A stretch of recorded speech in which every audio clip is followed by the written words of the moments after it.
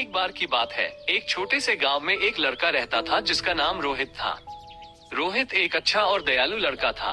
वो हमेशा दूसरों की मदद करने के लिए तैयार रहता था। एक दिन रोहित जंगल में घूम रहा था। तभी उसने देखा कि एक बूढ़ा आदमी बैठा है।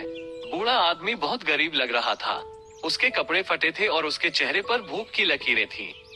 रोहित बूढ़े आदमी के पास गया और उससे पूछा, क्या हुआ अंकल, आप यहाँ क्यों बैठे हैं?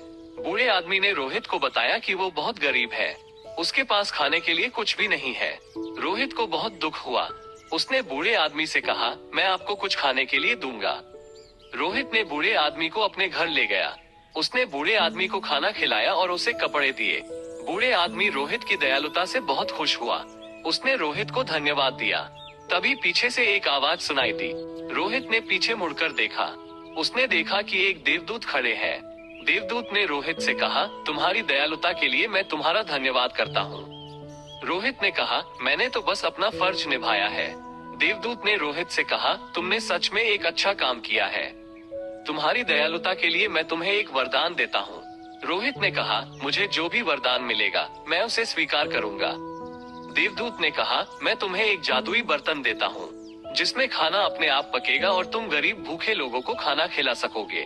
रोहित बहुत खुश हुआ। देवदूत गायब हो गए। अब रोहित उस जादुई बर्तन से खाना पकाता और सारे गरीब लोगों को खाना खिलाया करता था। गरीब लोग उसको बहुत ही दुआएं देते थे और पूरे गांव वाले रोहित से बहुत प्यार और इज्जत करने लगे।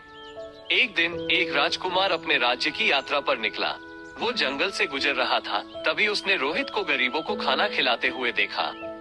राजकुमार बहुत प्रभावित हुआ। उसने रोहित से पूछा, तुम कौन हो और यह जादुई बर्तन कहाँ से मिला? रोहित ने राजकुमार को अपनी पूरी कहानी बताई। राजकुमार को रोहित की दयालुता बहुत पसंद आई। उसने रोहित को अपने साथ महल ले गया और उसे अपना मंत्री बना दिया। रोहित अपने मंत्री पद पर रहते हुए भी गरीबों की मदद करना नहीं भूलता था। वो हमेशा गरीबों को खाना खिलाता और उनकी मदद करता था। कहानी का संदेश, दयालुता हमेशा फलदायी होती है। हमें हमेशा दूसरों की मदद करनी चाहिए।